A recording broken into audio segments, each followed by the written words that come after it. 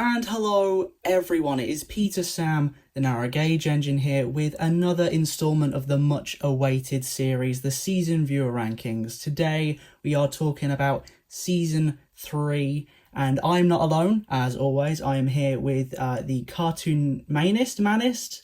I just realised I forgot to ask before we started. How do you pronounce that? It's Manist, the cartoon Manist. So yeah, tell us a little bit about the stuff you do on YouTube. What your I do mainly a lot of stuff on my channel. It's mainly Thomas. My channel's, like built to the brain with Thomas. But I do other things as well on the channel as well. Well, I mean that's great. Can you see my screen? Yeah. Yeah. Okay. Great. Before we jump in as well, I'd like to ask: is there any episodes that you expect to see in a certain position? Such as No, really. I just like to go in, like, expect the unexpected. Yeah, they don't expect good answer. Right, well, with number 26, this episode is definitely one that I expected to be in the bottom anyway. It's definitely one that I think is, in my personal opinion, on the weaker side of the season, and that is Thomas gets bumped with 153 points on the board. Do you have any idea as to why this may have been picked as the worst of the season? Not really. I mean, for me, I'm not really a big fan of the plot. There's a few elements in there that I'm not really a big fan of. The Percy thing where he's saying that he's afraid that Thomas will get replaced, I think is definitely questionable, in my opinion, and a big blunder. Yeah. And I'm not, again, the crash as well. It's not even really a crash. It's more of a derailment. It not only kind of comes out of nowhere. It's also just not the best of the season. I think it definitely allows this episode to sort of slip under the cracks and be more forgettable. So that's just my opinion on it. Was there anything that you liked about the episode? Well, yeah, definitely, for sure. It's hard to explain, but there was other things of it that I just like. A common thing with season 3 is the colors just pop so much, and Oh, absolutely, yeah.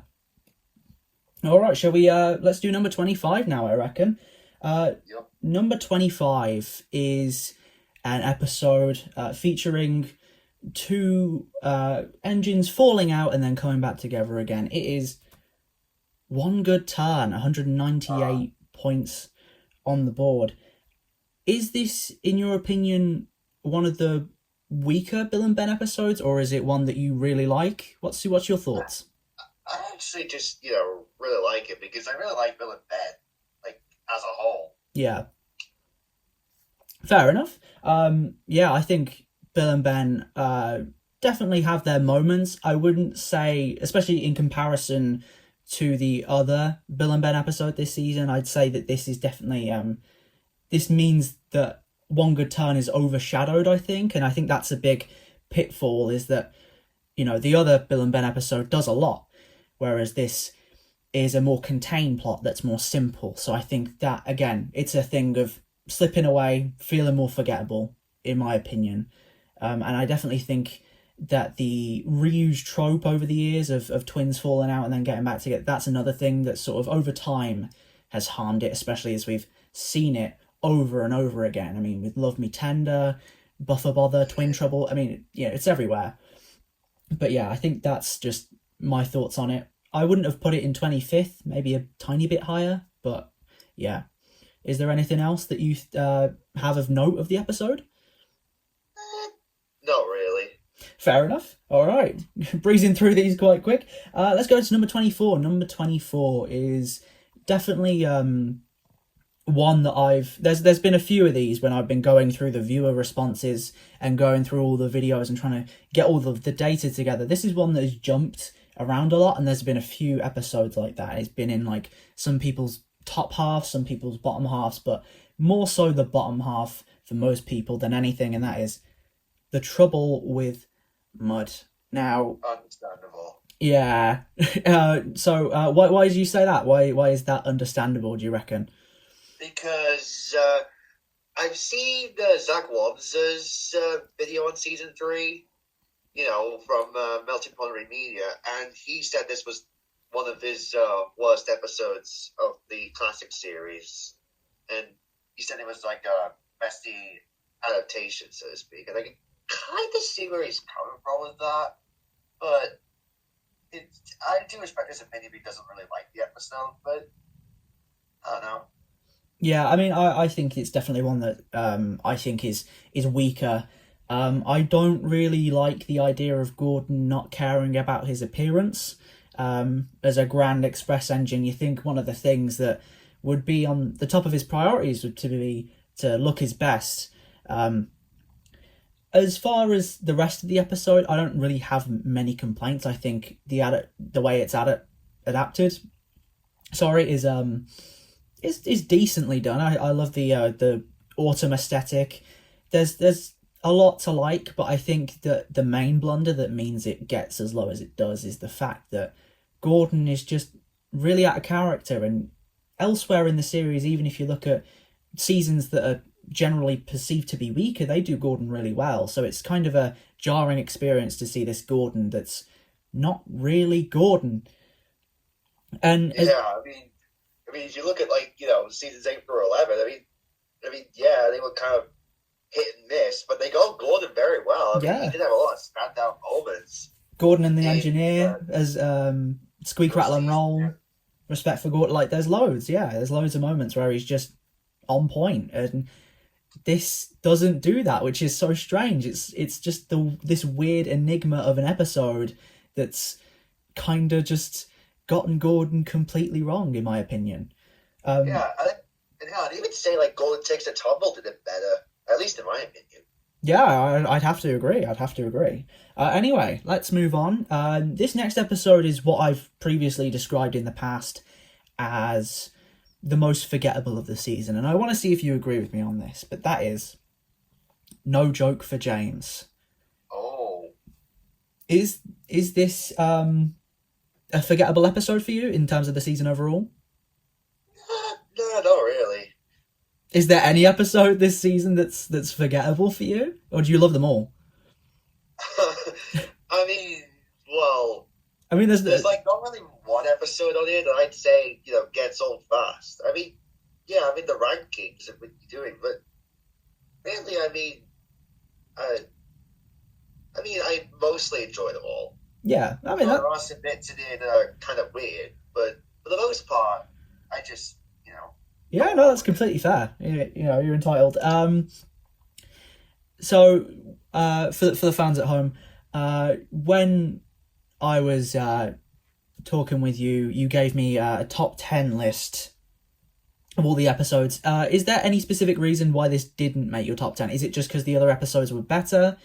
Or is it is there a reason in there behind? I think it's just because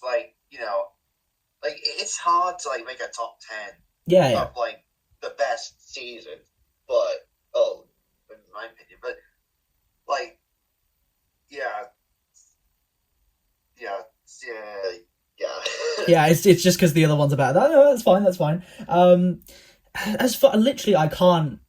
Oh yeah, that's what I was gonna say. Okay, I've ironically enough, I forgot what I was gonna say about the forgettable episode, but I think the issue with this here is that James pulling the Express, by the point we get to No Joke for James, is actually fairly early on in the season. James has already pulled the Express twice by this point, and this is a plot about him stealing the Express. I just feel like it's kind of old and stale, especially in comparison to the overall picture, which has James and the Express as well. So I just feel like this is very minimal, and I think that's why it's sort of again slid to the bottom end of the list.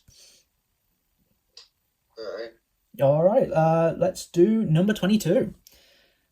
Number 22 is right near the end of the season. It's one of the only episodes in the sort of first 5 seasons that feature Percy and James as protagonists, shared protagonists, and that is Percy James and the fruitful day.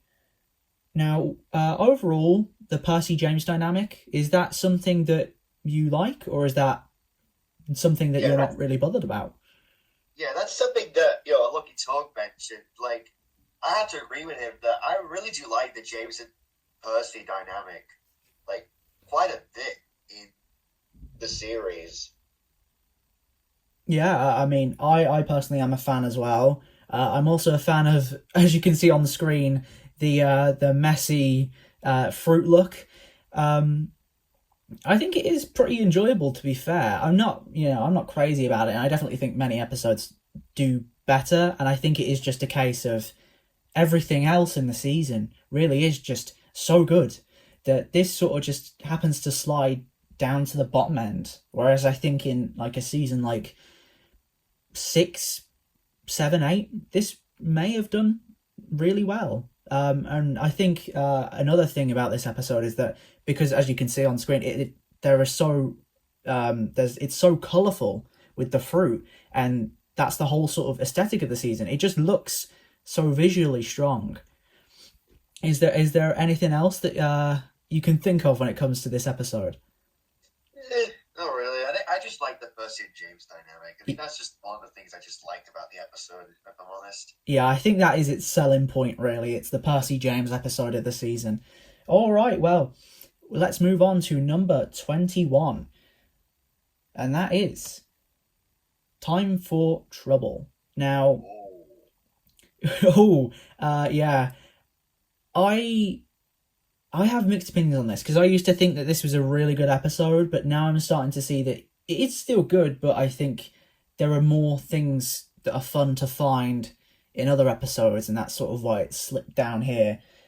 As far as the title of the episode, obviously this comes from a Railway series story. Do you prefer the title of Time for Trouble, or is it the Railway series title of Double Header for you? I don't really mind either. Fair enough. I think personally, Double Header just works better. It's pretty on the nose. It tells you what the story's going to be about. I don't know why they changed it. Yeah, it's one of those fascinating things where it's just changed and there's not really a reason behind it. But I mean, as it stands, Time for Trouble is still, a fine title. Yeah. Yeah, And anything else to say on this one? yeah. I find it fascinating that this was originally going to be in season two, but was axed and then was pushed to this season. That's just the one fascinating thing I just liked Yeah, about it. actually, I didn't know that. To be fair, or I forgot about it. But yeah, season two. Wow, to see this in season two, I think would have been definitely interesting in terms of episode placements and rankings and lists and all of that side of Thomas. Yeah, I'm now thinking about all the possibilities that could create. I definitely think this episode, I think, was done to the best it could have been. But unfortunately, the story itself isn't the strongest in the world. It's still decent, and I used to have this near the middle of my list, but I think I'm gonna side with the fans on this one and go, yeah, this one probably does now end up near the bottom end of the list. All right. So number 20, again, another one that I found fascinating because it got so high on some lists, and I'm lost as to why. Maybe you could provide some input on this. But for number 20, we have Edward Trevor and the Really Useful Party. Yeah, this one got in like fifth place sometimes, seventh place. I think I saw it all over the place, and it really surprised me because I felt like this one was sort of one that, again, is kind of forgettable in the grand scheme of things, despite having such a unique and different plot. Is there anything that stands out to you about this episode overall? yeah. I mean, I just like the idea. Like, it's just like a full-on like road vehicles episode, and I like how it's like focused on Trevor again, and I also like Edward's little part in the episode. I think that was just nice.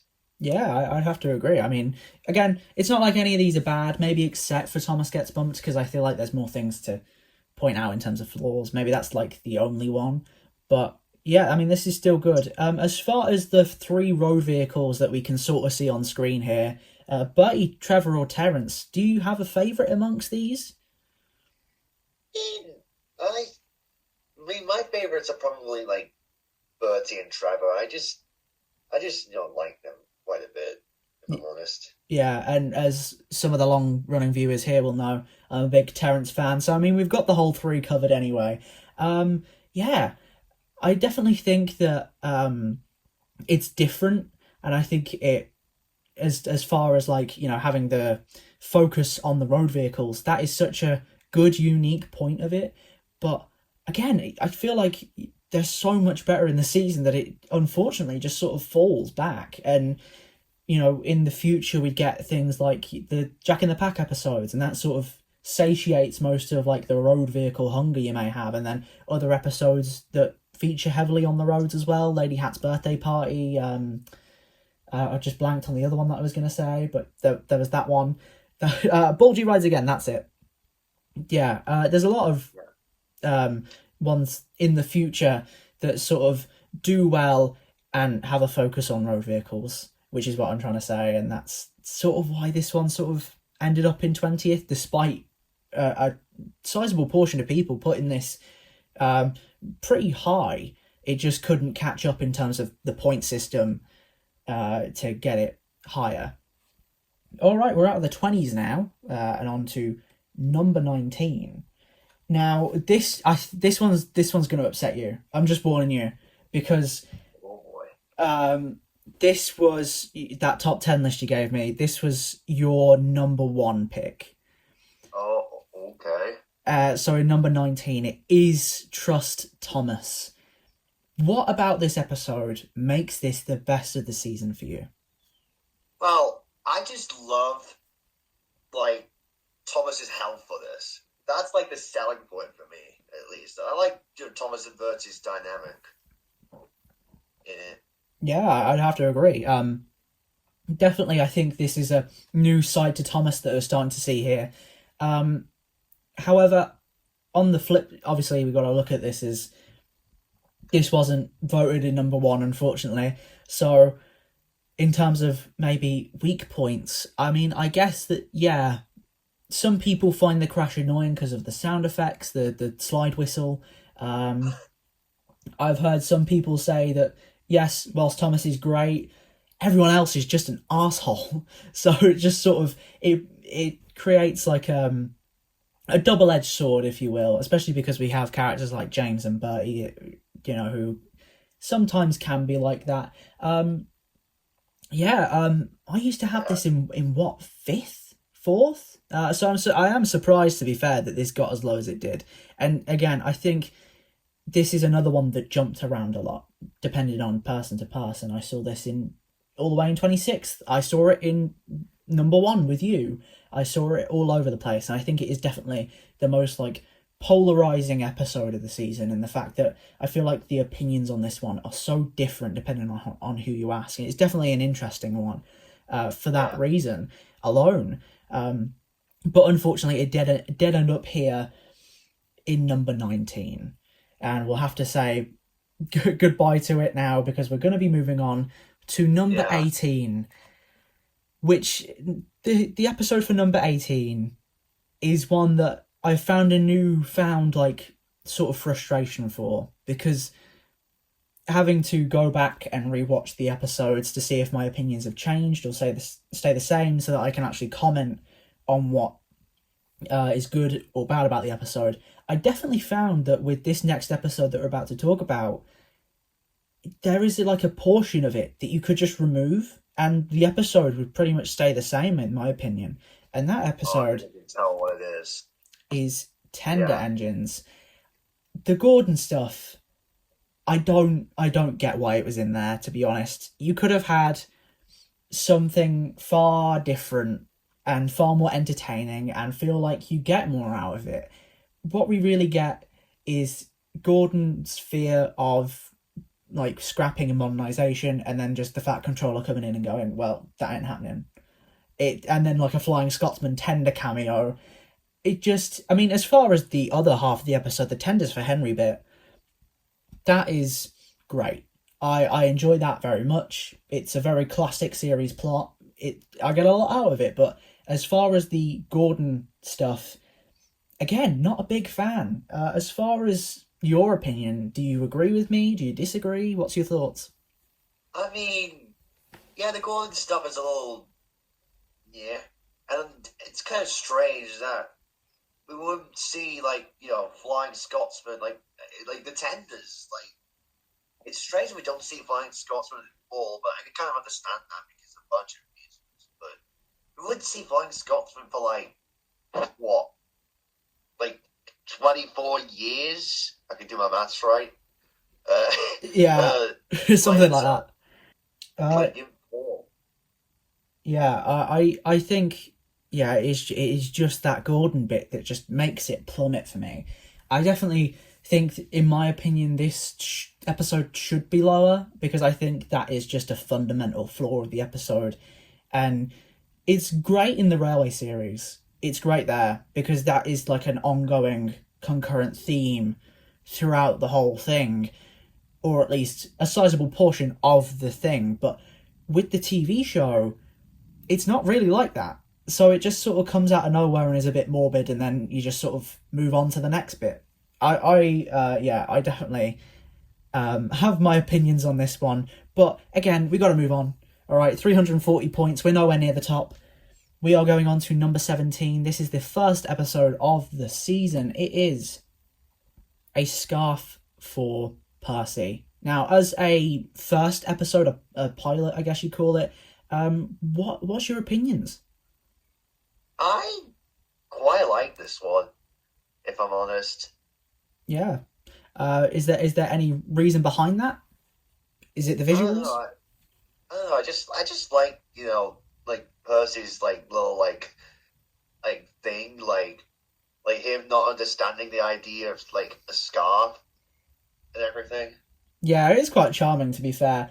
I definitely think this is one that I've personally, it's grown on me. I think as much as I feel like the firelighter subplot at the beginning and the end that just sort of exist, I feel like you could have, and will, when you look at the book, you can see that bit's not in there, and it works just as well. So it kind of just does feel like padding, and I would say that's the weakness of the episode. It's that the story it's based off is too short, and therefore this feels like it has a lot of padding because it has to adhere to a certain runtime. But as it stands, the rest of it is just comedic, visually strong, just all around enjoyable. And I definitely think it is one that probably should have gotten a bit higher, in my personal opinion, than it ended up being. Yeah, is there anything else that you want to comment on before we move on? Well, I mean, there's obviously one point that I have to come. That is that it's fascinating, like the scene with, excuse me, the scene with Percy, with the scarf and everything. Like, I just really love how that got recreated. I just like that sense. Sorry, can you repeat that because you're cutting out slightly there? Sorry. But yeah, the Percy bit, like the bit with Percy and when he crashes into the baggage trolley. I just really loved how that bit was recreated in Blue Mountain Mystery. That was something that I found very charming about that scene definitely a definite surprise bit of the of that film. And yeah, when we get to the films, hopefully one day I'll get to do a season viewer ranking of the films. That's definitely a point in its favour, and I'd say that that definitely makes A Scar for Percy as a whole, as an episode, stand out more. But now we're going to move on to number 16, another one that features on your top 10 list. It is number 10 on your list. It's number 16 here. It is Thomas and Percy's Christmas Adventure.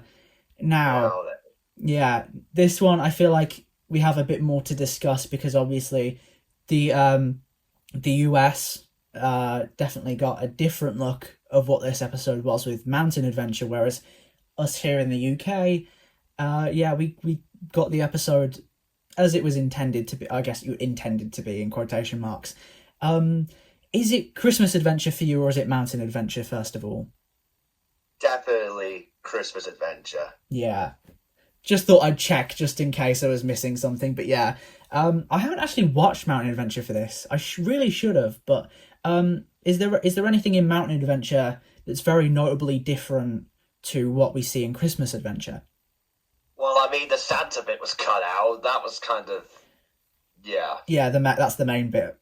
It's all still in snow. There was nothing changed for the visuals, was there, that I missed? But not to mention that the Amazon like US releases, from what I've heard, like the second version of it, where it still keeps the 4.5 minute runtime, but has the 4:15 mounted adventure thing. Oh god. Oh, so the dub's like the dub is still keeping in line with the normal, but the episode's quicker. The visuals are quicker. Yeah. Yeah. Wow, that's weird. I've never. That's fascinating. I mean, as far as like Christmas Adventure, which is the episode we're talking about here, is this a very notable Christmas episode for you? Is this one that really stands out, or is this one that, in the grand scheme of every Christmas episode, from model to CGI, is this one that sort of fades in the background? What's your I opinions? just I just think, out of the 3 episodes that ended off the season, in every single season up to this point had, a Christmas episode. The first 3 seasons had a Christmas episode ending it. This is my favorite.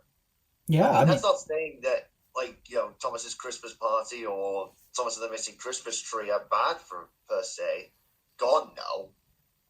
yeah. But I just think that this one just stands out more because it's like in a new environment that you don't really see in like a lot of episodes.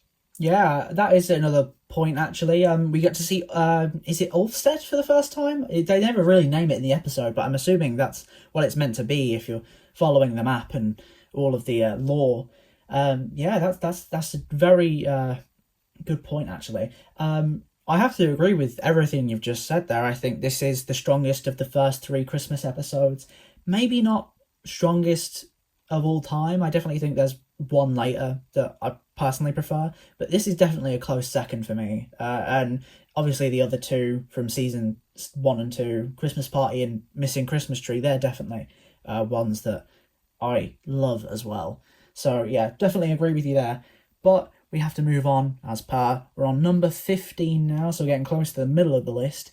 And this one, when I went through all of the forms that came in, all of the ranking submissions, I saw this one, and it was always fairly high. Sometimes it was a bit low, but overall did quite the numbers. And I was surprised at that until I went back and rewatched it. And that is Mavis. Now, overall, do you reckon this is a strong episode for you, or is this one that, like with others we've seen so far, fades into the background? I really think that this was a good introduction to Mavis. At least to me. I mean, sure. I mean, I've just been so used to the Mavis, after, from season 6 onwards. I've just been so used to her. But this is still, a nice little introduction. Yeah, I mean, as far as that, I mean, this is an arc we're seeing here that actually sticks, and that's very rare in a series as long running and as big as this. So yeah, I mean, that is definitely a point in its favor that this is the start of an arc which matters and keeps to it and doesn't go back at any point. As far as the original story, in that one we saw Mavis interacting with Daisy and her telling Mavis to be a pain in the arse, I guess. I think that was what the plot was. But would you have preferred to have seen Mavis in that scene rather than what we got with Diesel at the refueling station, if you can remember that bit? Yeah, I mean, I kind of. It really just depended on chance. Sorry, you're cutting out again. I'm so sorry. You're going to have to repeat that. Sorry. It's okay. But I kind of like, Diesel being there in the adaptation, if I'm being honest. Yeah, no, I think there is a interesting side to having both characters do it, because I feel like with Daisy you get the sort of, oh, it's us female Diesels have to stick together, whereas with Diesel he's just sort of like this vehicle of chaos, and he's just wanting to see things go to shit essentially. So I feel like there's different pros and cons to both really that sort of changes your opinions on the episode or story, and I definitely think it's an interesting thing to think about. But yeah, as far as the rest of the episode, I mean, do you have any interesting little thoughts, or is that it? That's about it, really. Yeah, it is very it is very forgettable. Well, not forgettable, I'd say, but it is very minimal. I guess you'd call it in terms of the plot. So yeah, not a lot to say, but definitely one that I think did well. Definitely one that I've gained a bit of appreciation for upon the latest rewatch. Anyway, let's move on to number 14, another one from your top 10. You put this in number 6. Unfortunately, it didn't make it that far. It is Thomas Percy and the Post Train. So, shoot, what's your thoughts on this episode? Why is it so high for you? I mean, I think it's pretty obvious what it is. The nighttime sequences, they're just gorgeous. Like, them alone are just gorgeous to look at. Yeah, I mean, it's definitely a very, very strong visual episode. As far as the narrative, though, I am going to have to say it is kind of weak. I'm not a big fan of it personally, which is sort of why I would put it around here on the list personally.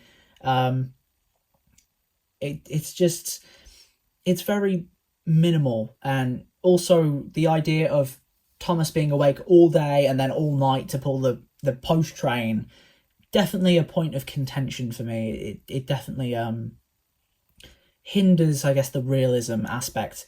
Is there anything else in terms of apart from the visuals that we've spoken about? Does it actually have the best visuals of the show? Let me ask you that first.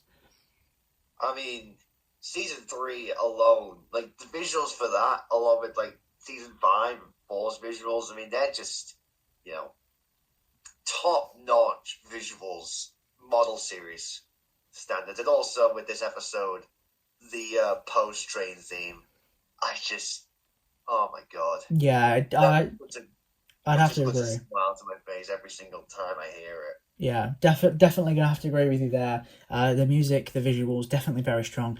Unfortunately, the narrative didn't quite match the bravado that the other two had, which is, I think, why it sort of just nearly missed that getting into the top half of the list. Speaking of the top half of the list, we are getting there now with number 13, and in number 13 is the return of the villain of season 2, the evil baddie, the devious Diesel. It is Diesel Does It Again. 390 points on the board. Overall, was Diesel's return a good thing, do you think? Personally, I think so. Yeah, I'd have to agree. I think that his longevity throughout the rest of the show definitely benefited it in the long run. I mean, he's a character that's been kept in that 2D ass All Engines Go reboot. So I mean, you have to respect that the character's done a lot, and I think that is just such a good showcase of why he's so good. I mean, he's a very effective villain. As far as the episode, though, do you have any sort of thoughts about any of it? Yeah, I mean, I do like, though, Michelangelo's voice for Diesel. I think that I actually don't really mind his voice for Diesel, for sure. And again, it's another one of those episodes that got recreated in CGI as well. Like the little bit where Diesel crashes the trucks into the harbor. That was recreated in Diesel's Ghostly Christmas. That's probably the most fascinating thing I think I can say about this episode. Oh, well, was it? I didn't realise it was. No, but now I have to go back and rewatch it. It's been a while, but yeah, that's definitely going to be something that I'm looking for next time. As far as the narrative, for me personally, I'm kind of iffy on it. I don't know. I feel like his return should have been a bit more big and powerful and a bit. Either it should have been a redemption of some sort that obviously keeps his sort of narcissistic personality but does him justice, or it should have been something a bit more than maybe what we got here. But as far as like the visuals, still strong. That crash was definitely one of the more memorable ones from the season for me. This episode does have some great things about it, but personally for me, I feel like this is too high. But we'll move on to number 12 now. And in at number 12, we have what I'd call the pseudo sequel to Ghost Train, as the events from that episode carry on over into this one and sort of create a two-parter, if you will. Maybe not a direct two-parter, but something similar. It is Thomas Percy and the Dragon. So, first of all, is this a worthy sort of sequel or pseudo-sequel to Ghost Train for you? Definitely. I just love seeing. I just love the Chinese dragon prop. That is definitely cool, and also the the music when Percy gets when Thomas Young goes with the dragon and everything, and that's just amazing. Yeah, I mean, musically, again, very, very strong. I think it does well. Personally, I mean, there's nothing direct that I can point to say that I don't like. So it's definitely strong, but for me personally, there are just far too many other episodes this season that outshine it, and especially because it just does come in sort of the first half of the season, I feel like that hinders it a bit more. Whereas I feel like if it was in the second half, it may have been a bit stronger. It may have been a bit more memorable, but who knows? I don't know.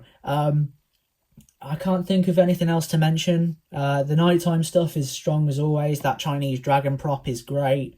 I feel like we're going through everything quite quickly, but really, I mean, what else is there to say other than it's strong, it does its job, it's really good. I mean, let's move on to the episode that just missed out on the top 10. The episode that just barely missed. I think it was genuinely only by a few points. Or it might not have been, I can't remember. But in number 11, we had your pick for number 7 in your top 10 list. It is Donald's Duck. So, why is this a top 10 episode for you? Dilly, for sure. Yeah, definitely an adorable character. As far as the narrative, is that one you enjoy? A sort of more light-hearted narrative where the two characters are tricking each other. What are your thoughts in terms of that? I just like it that Donald Douglas are have their own individual leads. Of course, Douglas's episode I'm going to get to. Yeah. But yeah, I just like it when the two have got their own individual episodes. Something that I wish that they kept to in the following seasons, really. Yeah, I feel like that definitely would have helped their characters stand out more in following seasons, having them have their own leads like they do here, and that's definitely a strong point of season 3. I mean, they really do take the time to establish character or re-establish it or develop individuals. Something that I wish, to be fair, would have happened with Bill and Ben. I feel like that was definitely something that was needed for them as well to make them stand out more, make them more complex. But yeah, as far as this goes, this definitely is a strong one generally throughout the fandom. I'm not one that's so fussed about it, to be honest. I feel like there are other episodes in the season that are more geared towards my tastes, but this one is definitely a standout for having Donald be his own personality. I mean, as far as Duck as well, he definitely has his moments. Yeah, I mean, that's really it. I mean, obviously, as we've said before, visuals strong. The sets, I feel like in this one in particular, are definitely standouts. What else more is there to say, really, other than let's get to that top 10. In at number 10, we have your number 9 pick for that top 10 list. It is, if it will do it, there we go, Buzz Buzz. And yeah, I was right. It was only 4 points between that and number 11. But yeah, Buzz Buzz. Definitely one that I think is very comedic, very entertaining, has a lot of value in terms of that. However, it definitely has changes from its book format. And my question to you is, do those narrative changes affect the episode, whether that be in a good way or a bad way? I mean, they don't really, affect the overall like what this episode brings to the table, because this episode is still enjoyable as it is, for sure. Yeah, I'd have to agree. I mean, we are seeing such entertaining, like the him going through the tunnel, smoking, trying to smoke the bees out, spinning around on the turntable. I mean, that's just a great sequence. Definitely a highlight of not just the episode, but the season in general. And I think that this probably is one of James's better episodes in general. I mean, he has a lot of standouts later, of course, and before, but I feel like this is a nice little gem of the season where it's just one that you can just sit back and enjoy. And I mean, that animated bee isn't doing anyone any favors, but apart from that, definitely one that I think is worthy of making it, even if it is just by a slim, slim margin. Let's move on to number 9 now. Number 9. This one is one that, again, I was surprised to see that a few people put this like really low, and you didn't. You put this in number 8, but a few people really didn't like this one, but it didn't stop it from getting in the top 10, unfortunately, for those viewers at home. It is Toby's Tightrope, 482 points on the board. What is it about this episode? Because, I mean, for me personally, it's just that shot there. I mean, that alone, I think, speaks Yeah. 1,000 words as to how good the episode is. I mean, it's such practically good. But, I mean, is there anything else that really stands out here? Yeah, I think the tightrope sequence is just pretty tense. I think it was just a nice little sequel to Mavis's arc she had this season, I will say. Yeah, definitely. I mean, again, as I said earlier with Mavis, it's an arc that sticks, and having this finish where she learns better and obviously goes on to continue to be better and be a more responsible engine, that definitely adds to the impact of this one. I feel like this is an episode where the overall picture, the overall series, the overall show definitely benefited it in the long run. And I mean, just yeah, the practicals are so good. The sets are great. That Frost look is just right up my alley. I don't think there is anything that this episode does wrong. I mean, obviously, you guys in the comments at home, I mean, leave your thoughts, of course. Definitely be sure to do that. But as far as it stands, I feel like this is one of the best of the season. However, it is not in number 1 for a reason. It's in number 9, and we have 8 more episodes to go, or 7 or some shit. I don't know maths. It is Heroes up next, the other Bill and Ben episode. You didn't have this in your top 10, but is there? I mean, obviously, aside from the obvious, is there anything that really stands out to you in terms of this episode? I mean, unlike One Good Turn, Bill and Ben actually just, feel like themselves, really. And I really love how this is like their time to shine. And Yeah, we wouldn't get to see this side of them until Tale of the Brave. yeah. I Yeah, mean, I have to agree. It definitely is an episode of two halves for me. I feel like it sort of loses it in the first half. I feel like it sets up the idea of having a surprise, and then it just goes off, does its thing, and then the landslide happens. Whereas that is kind of what the point of the episode is. I get that they're going for, oh, it's just normal, and then oh, out of nowhere this happens, but narratively it just, that really is like a point of contention for me. I'm not saying have the landslide, not be a surprise for Bill and Ben, but I feel like there's a difference between having neither the characters or the audience know, and only having the characters not know.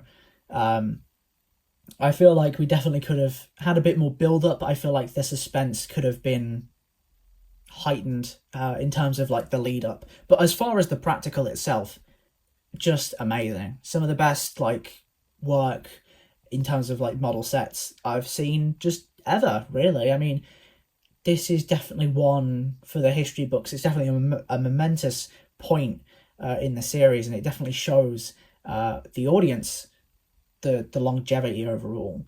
But yeah, as far as the first half, I don't know. I feel like we could have had a bit more of like suspense to keep the audience intrigued. I know it's only 4.5 minutes we have to play with, but I feel like there could have been a little something something in there. Anything else for this episode? I'm trying to think, but I feel like that we've covered pretty much everything. Pretty much. Yeah. The Gordon bit where they just threatened to throw him in the sea again. Yeah, that exists. Oh, All right, yeah. on to number 7, another one you didn't put in your top 10. It is another Gordon episode, but a Gordon episode that actually feels like a Gordon episode as opposed to just not him. It is Gordon and the famous visitor. 490 points on the board. My question to you is, we see throughout the episode Gordon and Duck arguing about whether City of Truro or the Flying Scotsman got to 100 miles an hour first. First of all, do you have any opinions on that? No, not really. Yeah, No. I mean, my personal thought is that if you're going to try and go 100 miles an hour, you got to have something to sort of definitively record that you went 100 miles an hour, which is sort of why I side more with the Flying Scotsman. But as two visual engines, as two like machines, is there generally one you prefer, or is it just like they both exist in that and they're both cool? Yeah, they're both cool looking engines, I would Yeah, say. that's fair enough. So as far as the episode, is there any things that stand out for you? I mean, of course, there's that great moment where the dome flies off and we get this like really good close up shot of it flying off and then into the viaduct. But Yeah, that was yeah, a cool visual thing. yeah, I feel like that's definitely a strong moment in terms of visuals. Is there anything else?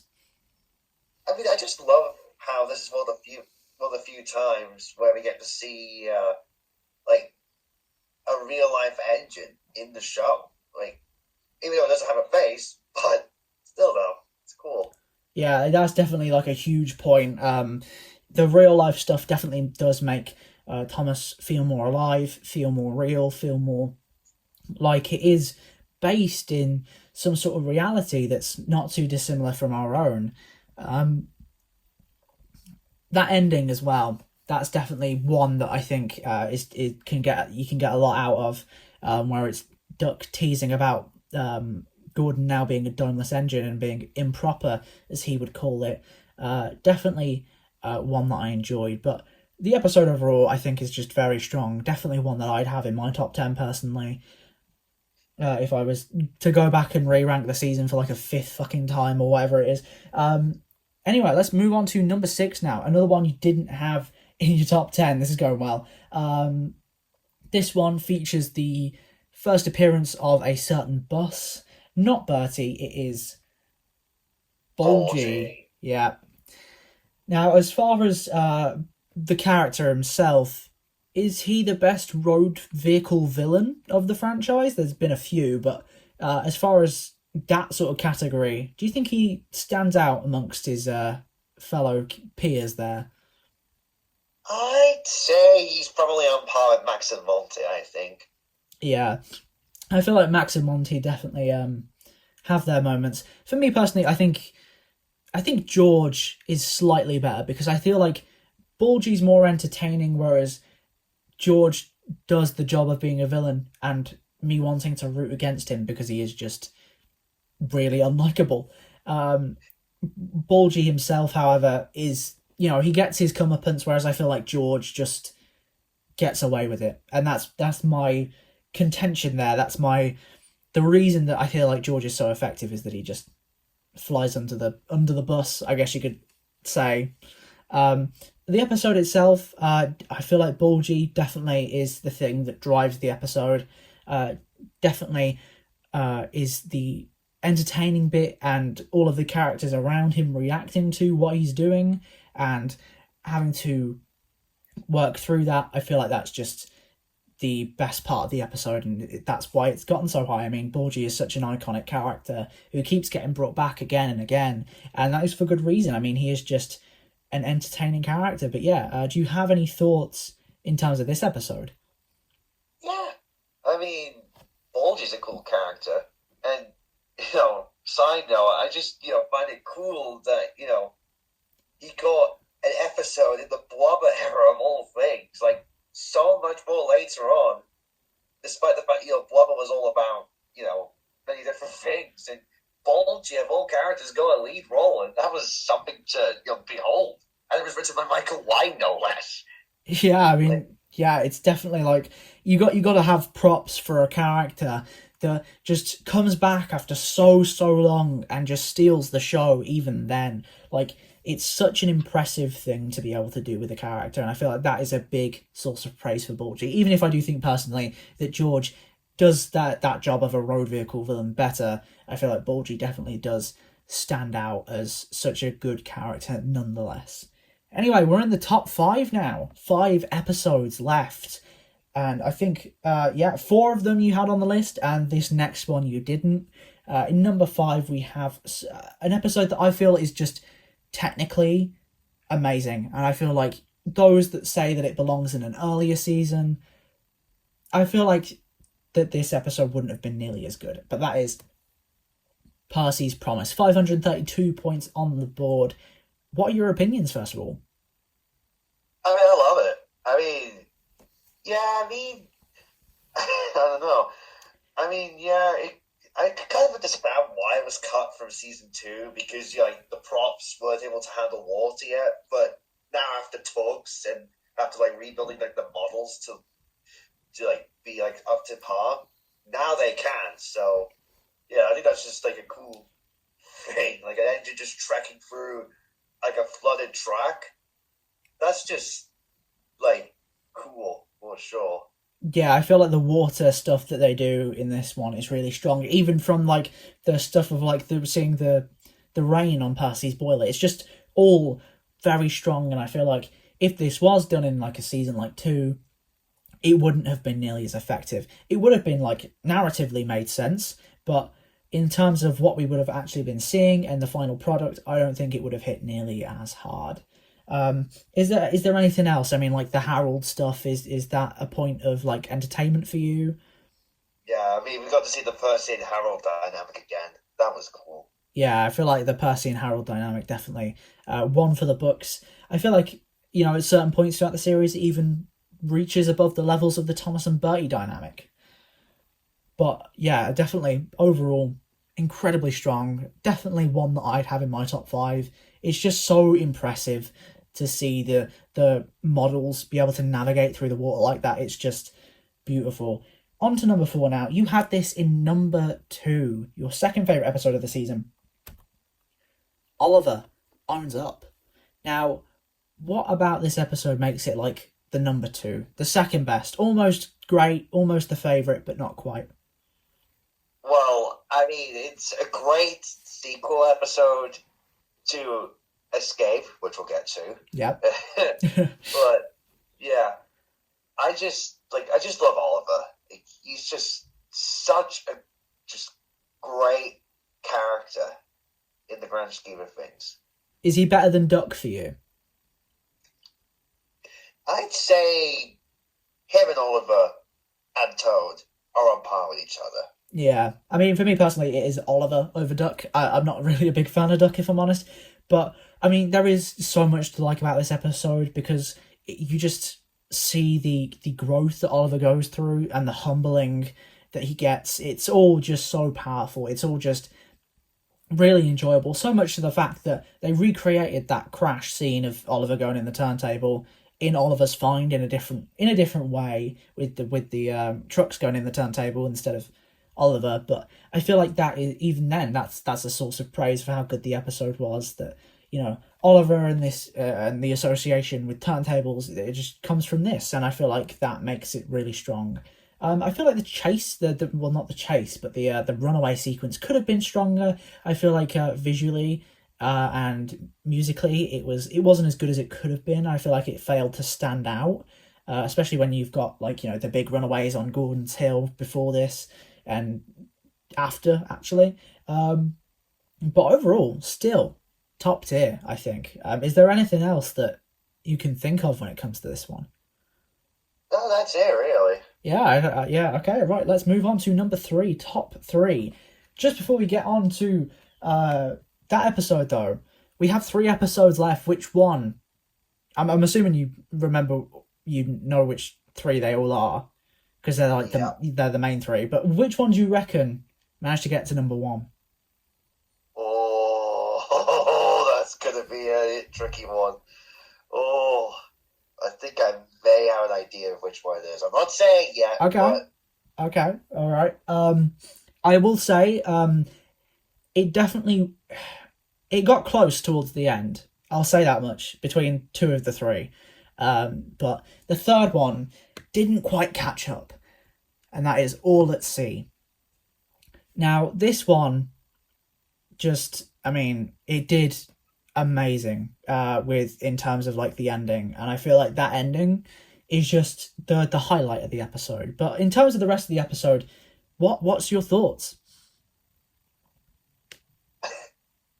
Do I even need to say like anything about this episode? It is just a phenomenal episode, and I just love how I just love how the Doug's full like he goes throughout the episode, like he wants to like see what is on beyond the horizon, but he can't because he's an engine, and then he learns like he is happy the way that he is, and just dreams about the lands beyond the horizon, for sure.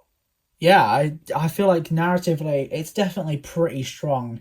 It's such a interesting, unique, and such a interesting plot. I can't think of any more words to describe it, but I mean, all of those words, that it is that. It's just such a good one, and I feel like the ending does it justice. Speaking of the ending, which is obviously, the highlight, the big point, the big bit of the episode that everyone remembers, is this the best ending of any Thomas and Friends episode, in your opinion?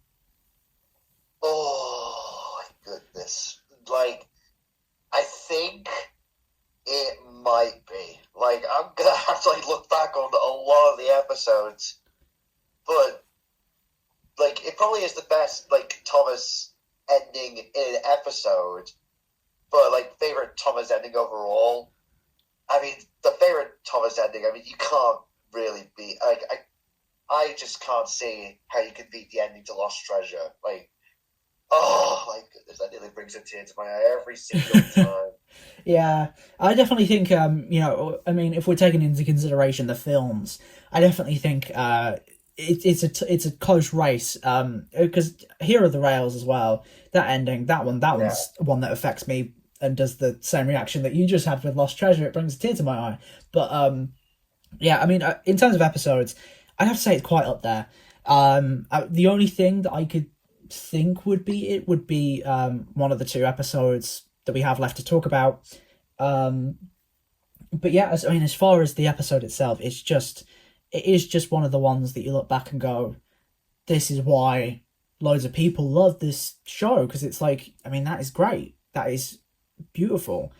So eloquently done, so well put together, and that ending, just cherry on the cake that just makes you go, man, I need a box of tissues because I'm about to cry.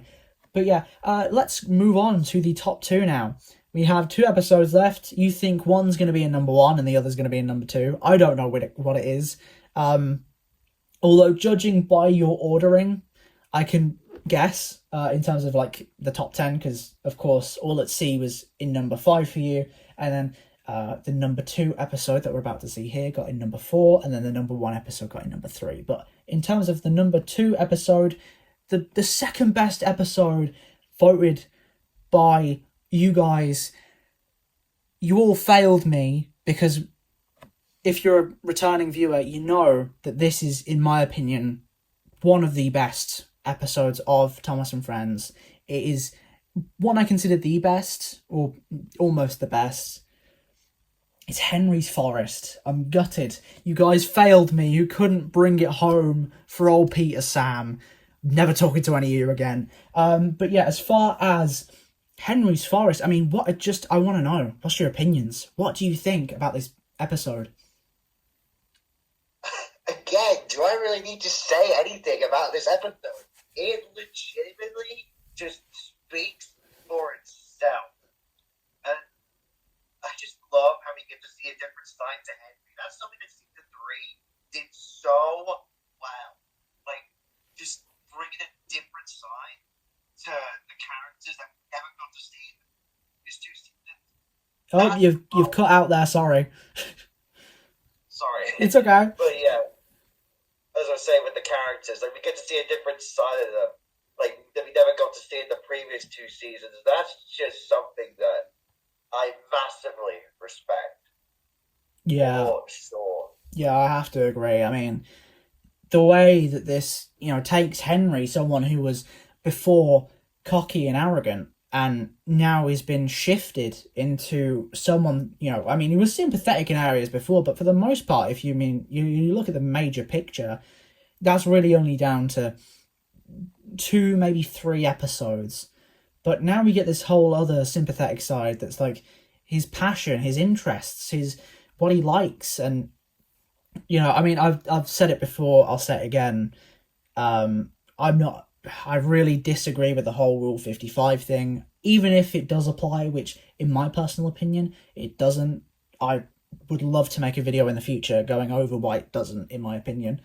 But yeah, as far as that go, even the idea that something as simple as a rule could dispel such a masterpiece, in my opinion, is just gut-wrenching, because the emotion, the effort, the clear drive to make this guy so likable and so heartwarming is just out of this world. I mean, from start to finish, it's just impact. It just never fails to deliver in the moments that it needs to, and it's just, I mean, I don't have words for it really, but yeah, I mean, there is a reason as to why that I put this as my personal second favourite episode of all time, behind Percy's Chocolate Crunch, which is my nostalgia bait, because it, as I said, it just delivers in every way. Music, visually, narration, just all of it.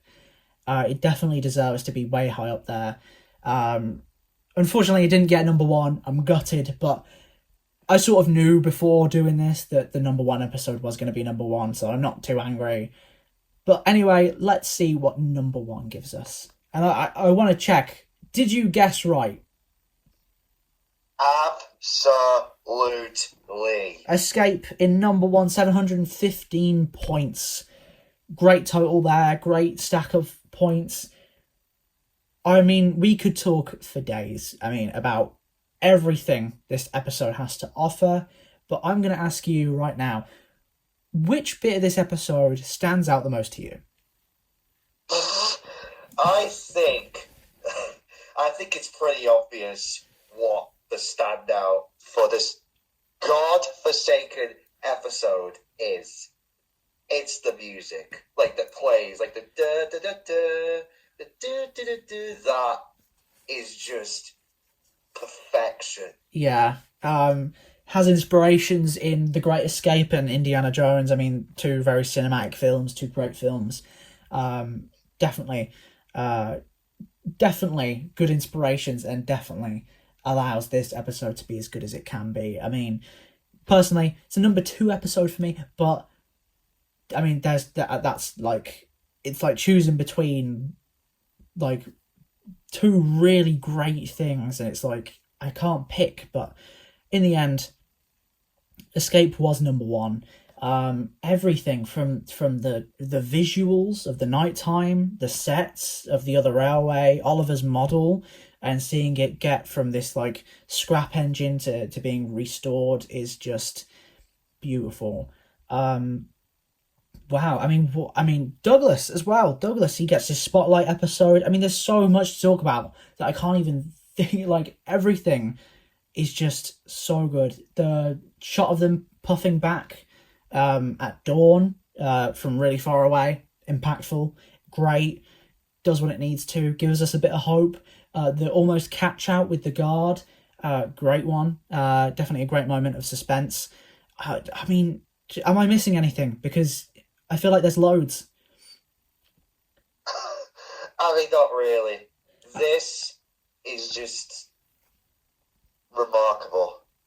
Honestly. I have to agree. Well, unfortunately, it is the end we have finished season 3. Overall opinions. Do you feel like? I mean, obviously, I feel like you clearly feel like the right episode got number 1. But as the list overall, were there any surprises in there that you thought, oh, I thought that would be higher, or anything that you maybe thought would be lower?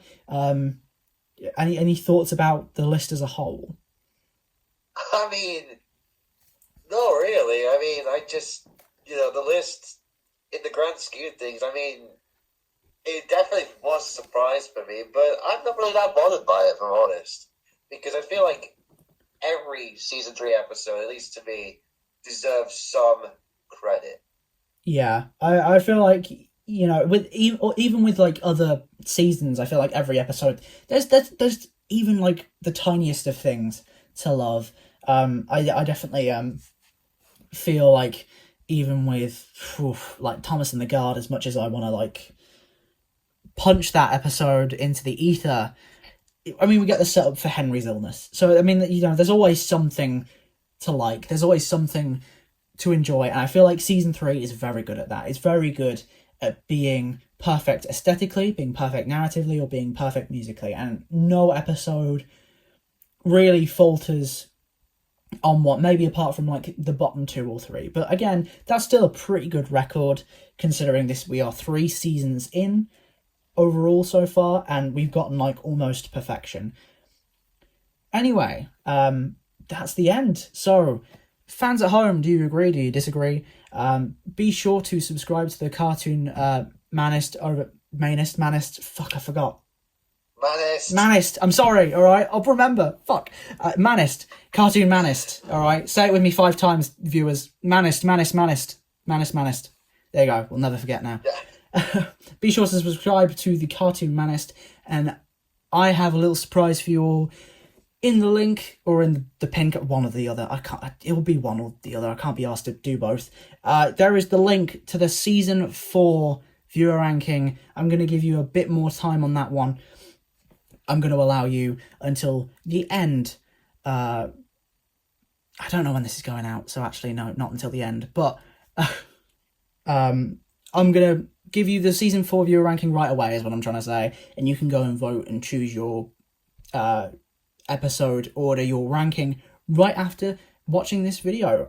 But until next time, Cartoon Manist, thank you for being on here. It's been a pleasure to have you on. I'll get you on again at some point in the near future. And for all you guys, thank you for watching. I've been Peter Sam, you've been you, and just rewatch season 3 because, I mean, it's a great one. Bye-bye.